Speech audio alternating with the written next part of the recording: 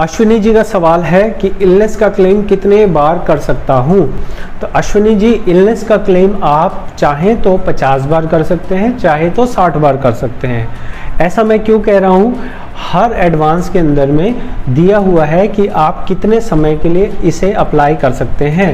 जैसे एग्जांपल दे रहा हूं, अगर आपको घर बनाने के नाम पे एडवांस लेना हो तो आप 5 साल में एक बार ले सकते हैं। अगर आपको अपने बच्चों की पढ़ाई के लिए लेना हो तो 7 साल में एक बार निकाल सकते हैं। बच्चों की मैरिज के लिए निकालना हो 7 साल में एक बार निकाल सकते हैं। लेकिन कोई आदमी बीमार कितने बार पड़ सकता है, कितने बार भी पड़ सकता है बीमार, तो अगर बीमार पड़ेगा कितने बार भी, तो उसके लिए कोई लिमिट कैसे लगा सकेंगे कि एक बार निकाल लो, 2 बार निकालो। तो इसलिए इलनेस रीजन के अंदर में कोई भी गिनती मैक्सिमम नहीं बताई गई है कि आप कितने बार निकाल सकते हो। ये तो बात हो गई थ्योरी की, लेकिन प्रैक्टिकली क्या होता है, प्रैक्टिकली ऐसा होता है कि ये नियम पीएफ ऑफिस को पता थे, तो जो मेंबर हैं, मेंबरों को इस चीज़ के बारे में नहीं पता है कि कैसे फॉर्म भरना चाहिए। तो 50% मेंबर जो हैं वो खुद से फॉर्म भरते हैं। तो क्योंकि उन्हें जानकारी नहीं होती, इसलिए वो क्या करते हैं, बेधड़क अपने फॉर्म्स सेंड करते रहते हैं।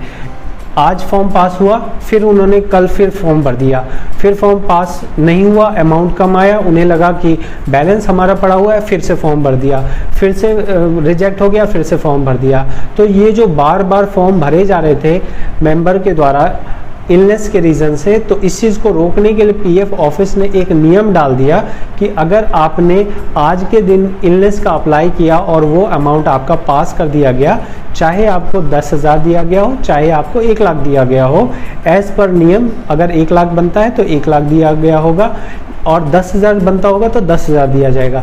तो अगर मान लीजिए आज है 13 अप्रैल, अगर 13 अप्रैल को आपको इलनेस का सेटलमेंट दिया गया है, तो अगला जो इलनेस का फॉर्म है वो आप 13 मई के बाद ही भर पाएंगे। 13 मई को जो है 31 दिन कंप्लीट होंगे, तो आप 13 मई 2022 में ही अगला इलनेस का फॉर्म भर पाएंगे। तो आपके लिए क्या ऐसा करना उचित है कि आप हर महीने पीएफ का फॉर्म भर दें? बिल्कुल उचित नहीं है। आपको इलनेस का फॉर्म तभी भरना चाहिए जब आपको वाकई में ज़रूरत हो। अगर आपको ऐसा लगता है कि मेरे को अपना पीएफ नहीं जमा होने देना है, मैं अपना पीएफ निकालना चाहता हूं, तो आपके लिए और सभी लोगों के लिए सूटेबल जो टाइम है वो मैं बता रहा हूं। आपको मैक्सिमम मिनिमम कम से कम 6 महीने पीएफ जुड़ने देना चाहिए, उसके बाद ही इलनेस के लिए अप्लाई करना चाहिए। ऐसा मैं क्यों कह रहा हूँ, इसलिए कह रहा हूँ क्योंकि पीएफ के अंदर जो इलनेस का नियम है उसमें आपको पिछले 6 महीनों का सैलरी देख के दिया जाता है। तो अगर आपने अप्रैल के अंदर निकाला, तो अप्रैल में जब आपको दिया जा रहा है तो आप मैक्सिमम अमाउंट अप्लाई कीजिए। जितना भी आपका एम्प्लॉय शेयर के अंदर है पूरा का पूरा अमाउंट भर दीजिए। अप्रैल में आपका जितना पैसा निकल गया, 6 महीने के हिसाब से जितना निकल गया, अब अप्रैल पे एक लाइन लगा दीजिए। अप्रैल के बाद 6 महीने तक जितना पैसा आपका जमा होगा, उसके हिसाब से आपको 6 महीने बाद जब आप अप्लाई करेंगे तो आपको मैक्सिमम अमाउंट एम्प्लॉय शेयर में से मिल जाएगा। एम्प्लॉयर शेयर में से नहीं मिलता है इलनेस का अमाउंट। तो उम्मीद करता हूँ इलनेस के अंदर कितने बार भर सकते हैं आप समझ गए हैं।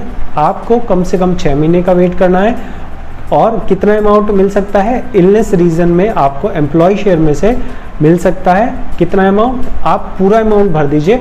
मैक्सिमम आपको जितना आपने पिछले 6 महीने में नौकरी करके सैलरी उठाई है उतना अमाउंट आपको मिल सकता है। उम्मीद करता हूँ ये सवाल ना सिर्फ आपको जवाब मिला होगा बल्कि बहुत सारे और लोगों को भी फ़ायदा होगा। दोस्तों, अगर आपको इस आंसर से फ़ायदा हो, ज़रूर चैनल को सपोर्ट करने के लिए सब्सक्राइब करें। धन्यवाद।